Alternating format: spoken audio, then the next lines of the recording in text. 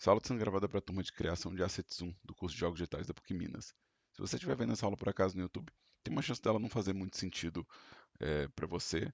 Essa aula é, na verdade, uma resposta a umas perguntas que têm acontecido dentro de sala de aula no curso, e eu queria deixar uma orientação gravada para que eles possam consultar, né, os alunos matriculados. E aí, deixa eu dar uma visão geral sobre qual que é o nosso problema, de novo, para dar um contexto para pessoas que acharem esse vídeo no futuro. Eu fiz esse modelo aqui, né, usando uma forma de colorização que é o Vertex Paint. O Vertex Paint, ele não é tão comum assim quando a gente vai olhar os modelos de jogo, é mais comum a gente usar pintura de textura, mas eu acho que para quem está aprendendo, a pintura de vértice ela acelera muito o processo, né? Tem as minhas aulas aqui no meu canal sobre isso, né? Você pode realmente entrar deixa eu selecionar aqui o corpinho dela, Vertex Paint. Você pode pintar diretamente no vértice uma cor, né? Então você pode afetar diretamente a cor que é desenhado o vértice do modelo. E aí você não tem que fazer o processo de abertura de textura, que é muito comum, né? Que é a abertura de UV, né? Então eu não preciso de UV para poder colorir esse personagem e eu não preciso de material nem de textura. Ou seja, a cor está direto no vértice, né? E aí, no nosso curso, né, a gente começa a colorização dos objetos usando o Vertex Paint, né? E aí eu tenho essa situação onde o modelo já está finalizado, né, para o motor de jogo. Então eu tenho aqui meu personagem, ele está pronto para eu levar para lá, né? No caso do primeiro período a gente faz mais objeto, né?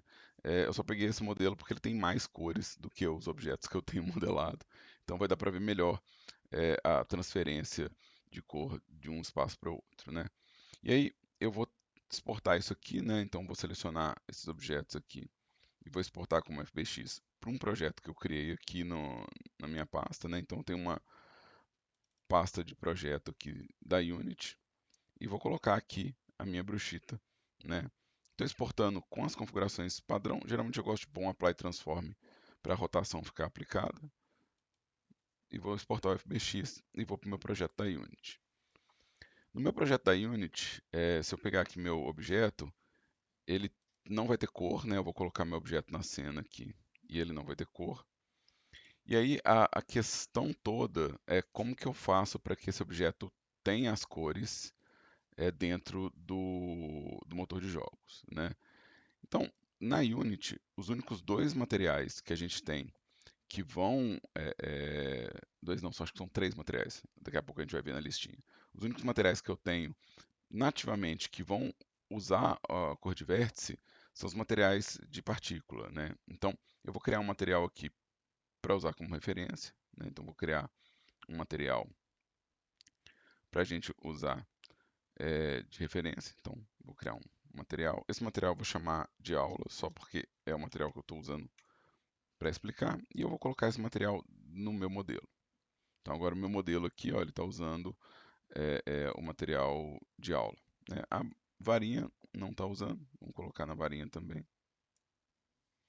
Então, agora, tanto a varinha, né, quanto o corpinho estão usando esse material de aula.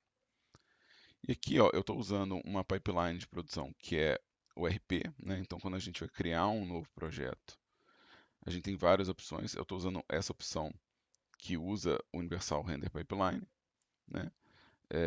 É o recomendado pela própria Unity que projetos novos utilizem isso, né? Uma vez que a formatação de render padrão da Unity antiga está sendo substituída, né? Então, esse é o que a gente geralmente escolhe para fazer novos projetos. Então, dentro desse material aqui, ó, eu vou Universal Render Pipeline, partículas, e vou escolher aqui o meu modelo Lit. E ele vai colocar a cor aqui no meu modelo. Então, o meu modelo ele está colorido, né? E aqui eu tenho dois problemas, né?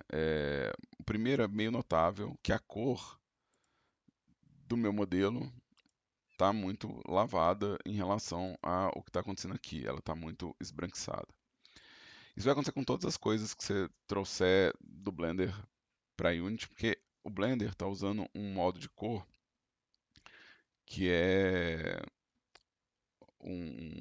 a gente chama de sRGB, né, o Gamma, né, que é um modo de cor mais estilizado. E a Unity está usando um modo mais realista de cor, que é um modo que a gente chama de linear. Então, deixa eu ir nas minhas opções de projeto, Project Settings. Se eu procurar aqui por Gamma, né, ou por linear ou cor, né, eu talvez consiga encontrar, mas isso fica no player, né? A gente tem as opções de espaço de cor, tá?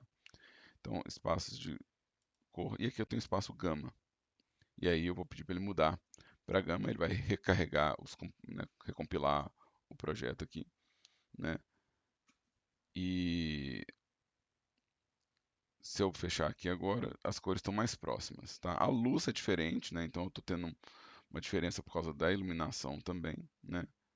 Mas as cores estão mais próximas. Então esse é um problema que eu tenho que resolver. Outro problema que eu tenho que resolver, eu vou ter que demonstrar criando um objeto aqui para poder apresentar ele para vocês. Então, eu vou criar um objeto 3D, um plano, né? É, vou mover esse plano aqui mais ou menos para o centro aqui onde está o personagem. Eu quero conferir também se ela está pisando no chão. Ela está pisando no chão. E eu vou dar uma escala aqui nesse plano para poder ficar mais evidente. O problema é que não está emitindo sombra, né? A minha luz ela não está projetando sombra no chão. Então, isso é problema do material. Esse material de partícula ele não projeta sombra. Isso não é um problema da lâmpada, né? Então a lâmpada já está configurada com sombra, né?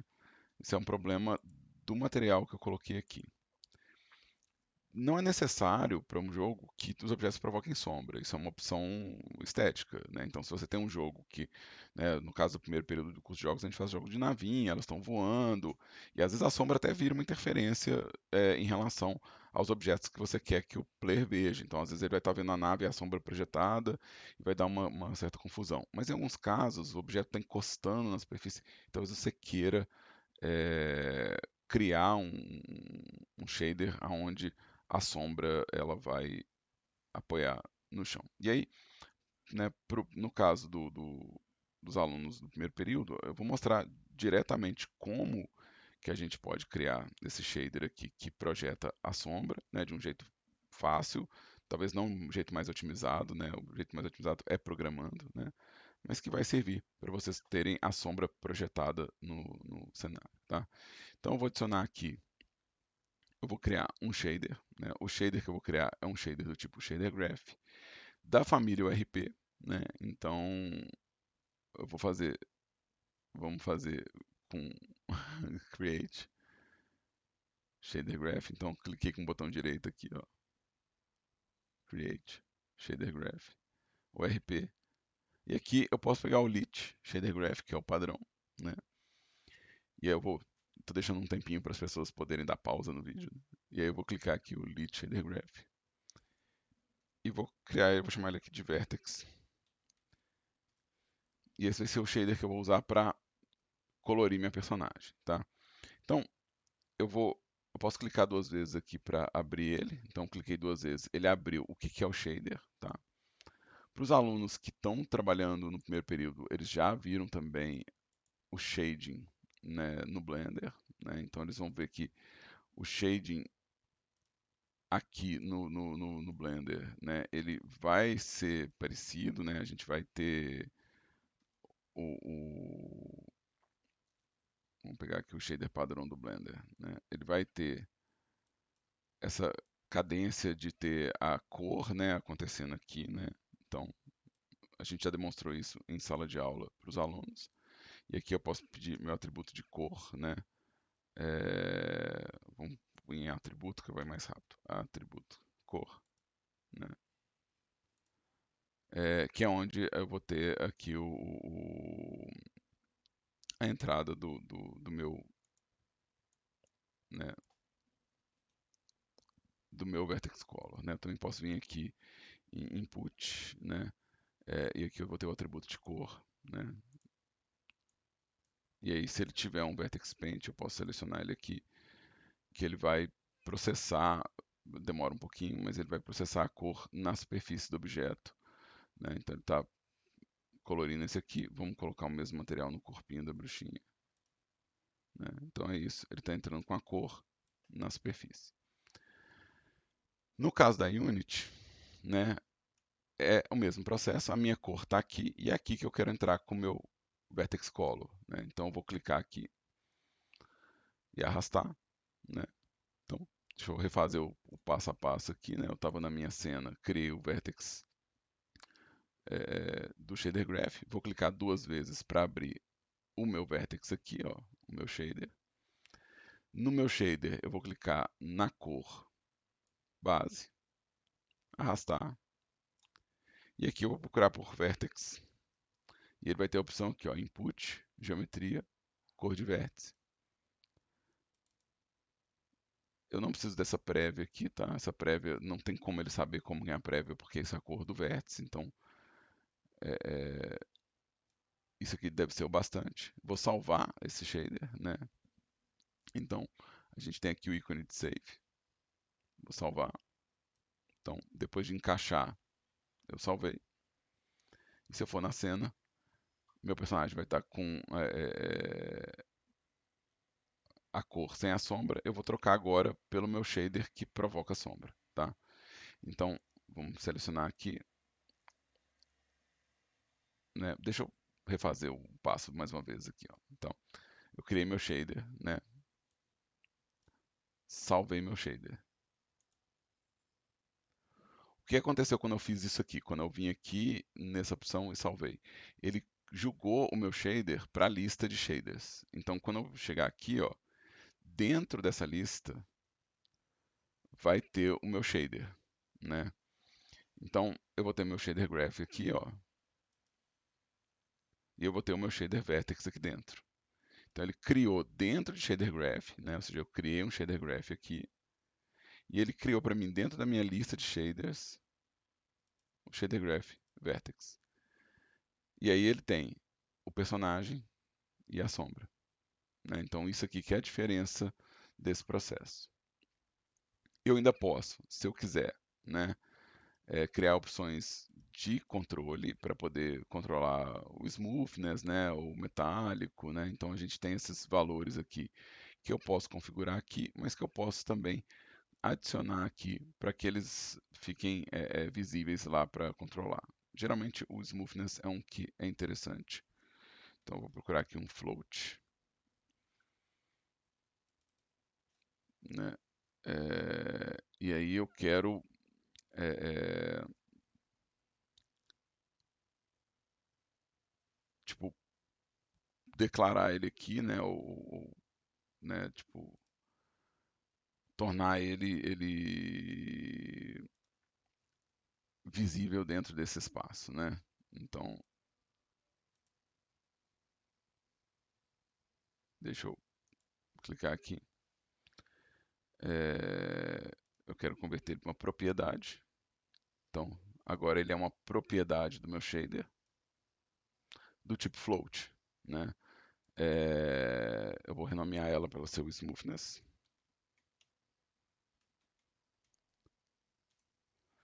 E se eu vier aqui na minha cena, opa, tem que salvar, né? Vamos salvar. Se eu vier na minha cena, eu tenho agora como falar qual que é o valor de smoothness do meu objeto. Então, se ele pode ser completamente liso, né? Ou ele pode ser completamente rugoso. Então, eu tenho um controle da superfície aqui. Vou fazer mais um, que é eu repito o processo, né? Então, todos os valores que eu quiser ter algum controle dele, né? Eu posso vir aqui, ó, vou pegar o metálico, vou puxar a linha do metálico e vou criar um valor de float também, porque eu posso ter qualquer valor entre 0 e 1, né? Então, float. Esse float, eu vou converter ele para uma propriedade. Isso a gente faz com o botão direito. E aqui eu vou renomear ele como metal, né? Metallic. É importante eu salvar. Se eu não salvar, ele não vai aparecer lá.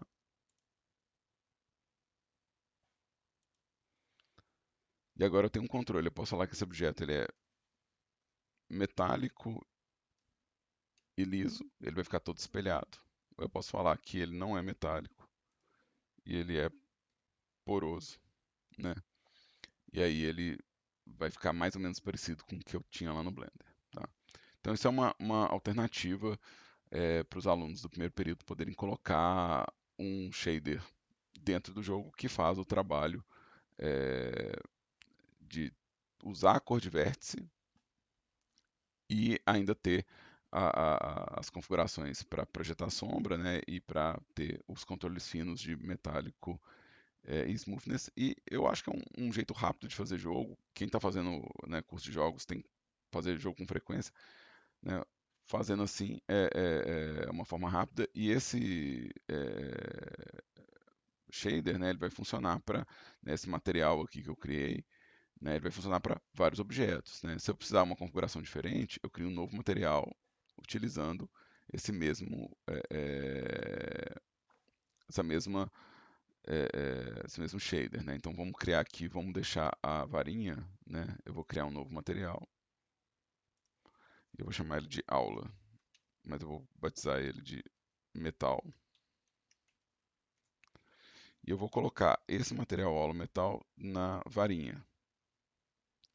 E aqui eu vou usar meu shader graph. Eu vou usar o mesmo valor vertex, só que aqui eu vou usar o quê? Controles diferentes. Então aqui eu quero que ele seja totalmente metálico e totalmente liso. Então esse objeto está comportando diferente desse aqui na luz, porque ele tem uma configuração de material diferente.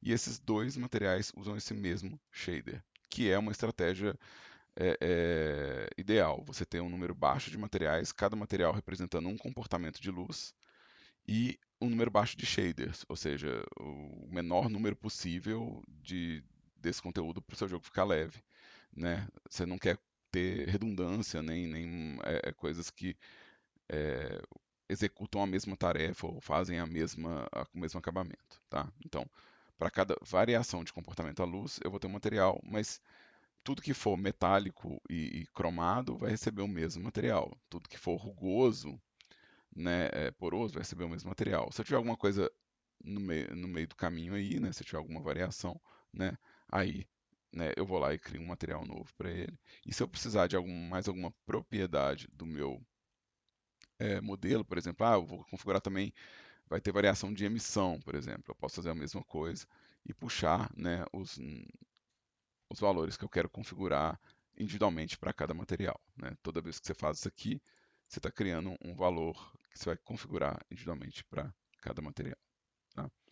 Então, é isso. Eu espero que esse vídeo ajude os alunos que estão usando o Vertex e querem projetar sombra no cenário, né? E também se ajudar alguém aí pelo mundo, né? Se ajudar alguém fora do curso também, né? Vai ser bom, né? Então, que esse vídeo encontre quem precise. No mais é isso. Obrigadão para quem tiver assistido aí. Valeu demais.